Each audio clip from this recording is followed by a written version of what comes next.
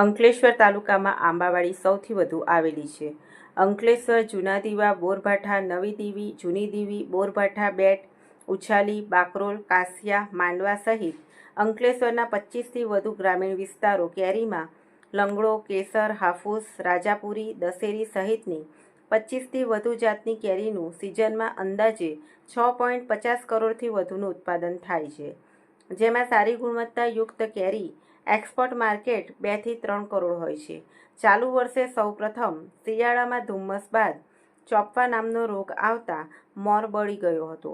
વાતાવરણમાં થઈ રહેલા બદલાવને લઈ કેરી પાક મોર ખરી પડવાની સાથે ગણતર ચાલુ થઈ છે.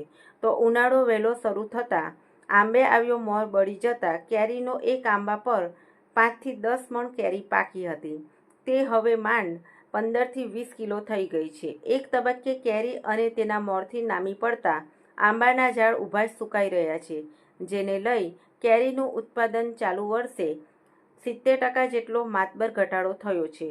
છેલ્લા 4 વર્ષથી નુકસાન વેઠી રહેલા ખેડૂતો હવે આંબાવાડી કાઢી નાખી અન્ય ખેતી કરવાનું મન બનાવી રહ્યા છે.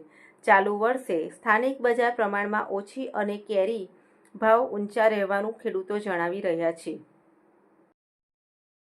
જમીરભાઈ મગનભાઈ પટેલ યુવા ગામનો ખેડૂત છું ને આંબાની ખેતી સાથે સંકળાયેલો છું.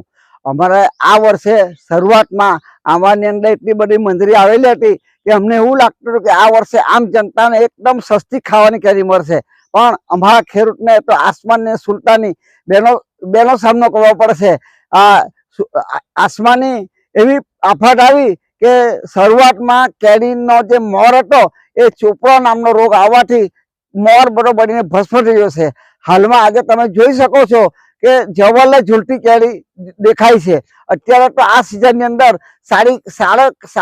સારી કેરીનો માલ હોય તો અત્યારે આંબાની ડાળીઓ નીચે નમી આવી જાય એટલો બધો માલ હોય, પણ તમે જોઈ શકો છો કે જવલ્લે ઝૂલતી કેરી દેખાય. એક આંબા પર 12 કિલો કેરી નીકળે એવી નથી એવી પોઝિશન છે. જે આંબા પર અમારે 2-3 ક્વિન્ટલ કેરી નીકળતી હતી તેની સામે આજે 2-3 કિલો માલ નીકળે એવી પરિસ્થિતિ થયેલી છે. એટલે આમ જનતાને આ વર્ષે કેરી ખાવા માટે મોંઘી મળશે, દુર્લભ મળશે. બાકી મારી એવી ગણતરી કે આ વર્ષે આમ જનતાને સસ્તી કેરી મળશે, પણ અમારું સપનું ઢોરમાં રોવાઈ ગયું છે ને આ આફત આવવાથી આજે અમે ખેડૂતો પાયમાલ બન્યા છે.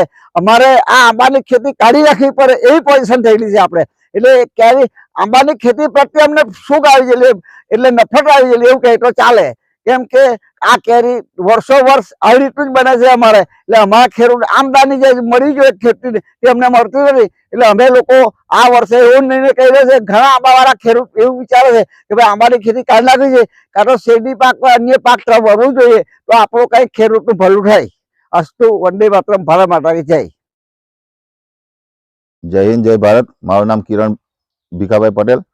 હું રહેવાસી અંકલેશ્વરનો છું અને મારું આ જે આંબાવાડી છે તે જૂની દીવી ગામમાં આવેલી છે. જે હું 6 વર્ષથી આંબાની ખેતી કરું છું, પણ છેલ્લા 4-5 વર્ષથી મિનિમમ નુકસાન, મારી કેરીના પાકને નુકસાન 600 થી 700 આંબા છે, પણ પાકમાં કોઈ એ નથી, પાક દેખાતો નથી. અને મધ્ય છે, પછી આપણે આ ઝાકળ છે, તડકો પડે તો બધા ફળ ખરી જાય છે. એક ઝાડ પરથી 4-5 મણ કેરી ઉતરતી હતી, હવે એ કેરી બી લગભગ 1-2 મણ ઉતરે તો નુકસાન તો બહુ જ વેઠવાનું આવે. 4-5 વર્ષથી તો કોઈ કેરીની ખેતી છે જ નહીં.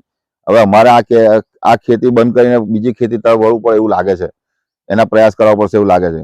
અને આ જે બધા આંબા છે તે ફૂટ પર નીકળી ગયા છે, કોઈના મોર બળી ગયા છે બધાના, અને આ છૂટી છવાઈ કેરી આવેલી છે.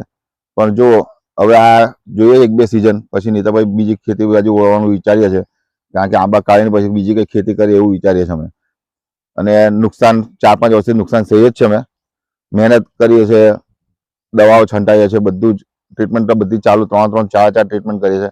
પાણીનો મારો રહે છે તો બી ફળ ટકતું નથી અને નુકસાન જાય છે.